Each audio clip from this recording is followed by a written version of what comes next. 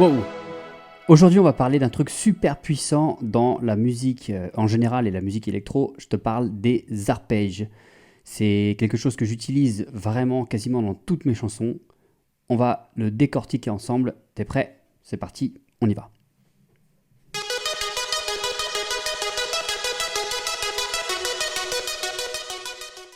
Je t'explique tout de suite une technique super puissante qui est utilisée dans quasiment tous les styles de musique électro, que ce soit la techno, l'EDM, la trance, la house, et qui vraiment donne un impact à ta chanson. Pour cela, je te fais écouter un de mes projets. Cette technique, ça s'appelle les arpèges. C'est exactement cela.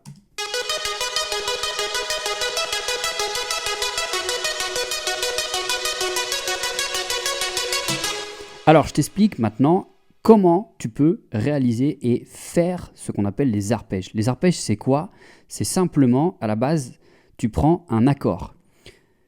Là, ce que tu vois, c'est l'accord qui joue ces arpèges. Donc, je vais te faire écouter d'abord l'accord qui fait ça. Excuse-moi, je me suis trompé. On y va.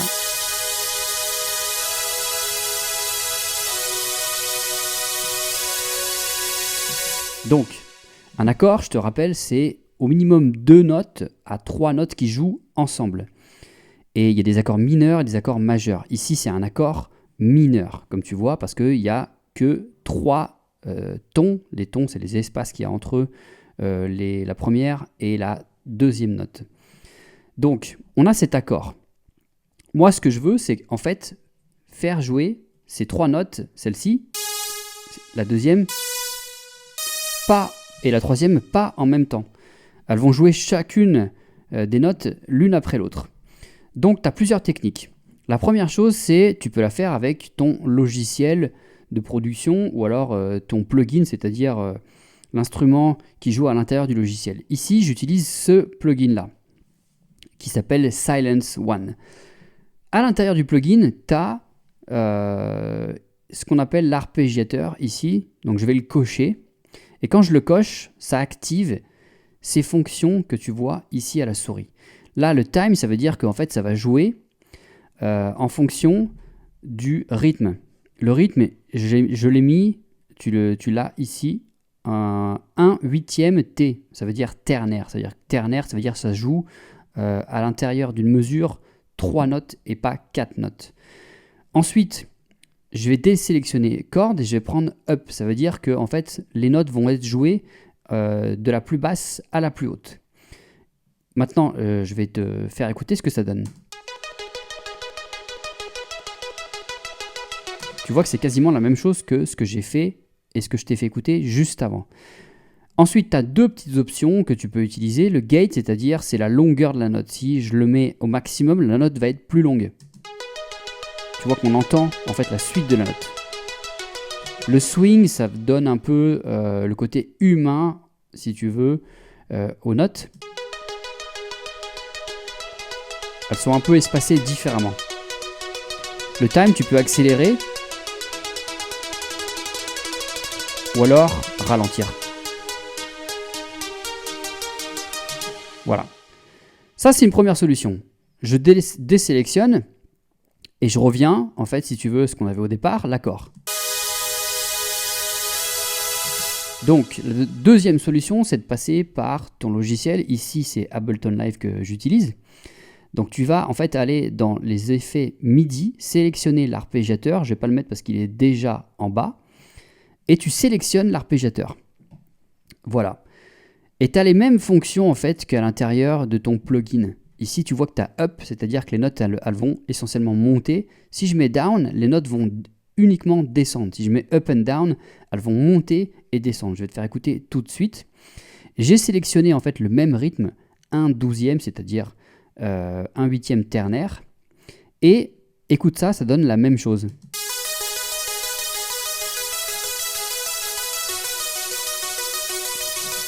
Si je mets down, ça va sélectionner la note la plus haute et descendre vers la note la plus basse. Up and down, c'est-à-dire qu'en fait, ça va partir de la note la plus haute et descendre vers la plus basse et remonter. Down, up, la même chose. Voilà, tu as plein de sélections, tu as plein de possibilités. Je te laisse regarder et écouter ce qui te plaît le plus et en plus après tu sélectionnes. Donc je retourne sur celui de base, le up, c'est celui qui me plaît. Voilà. Maintenant il y a une troisième solution et c'est celle que j'ai privilégiée moi, mais c'est parce que j'avais envie de le faire comme cela. C'est tu peux les faire à la main. À la main, ça veut dire tu prends ton accord, les 3 notes, et tu les écris avec l'espace que tu veux.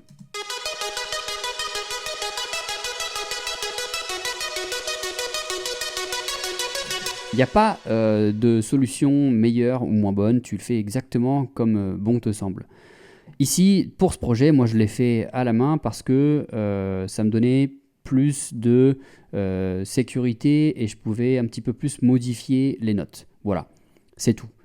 Maintenant, je vais te faire écouter le projet, si tu veux, dans son ensemble, pas toute la chanson, mais ce que j'ai fait, ce qui s'appelle le breakdown, c'est-à-dire c'est la partie mélodique de mon morceau avant de passer à la partie plus électro.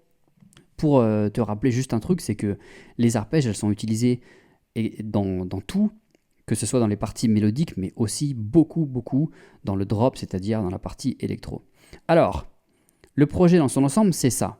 Si tu veux, j'ai les pads qui jouent les accords avec une mélodie que j'ai écrite par-dessus. Ici, tu as des pads qui jouent les accords avec une mélodie par-dessus. Et maintenant, je vais rajouter les arpèges.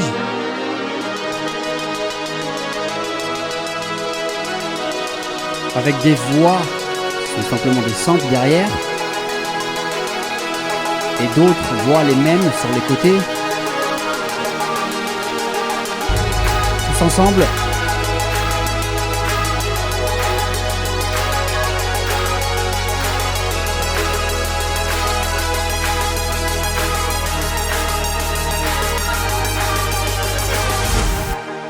Voilà, il y avait simplement quelques effets en plus que tu vois ici, un impact et puis une basse et des claps qui jouent par derrière.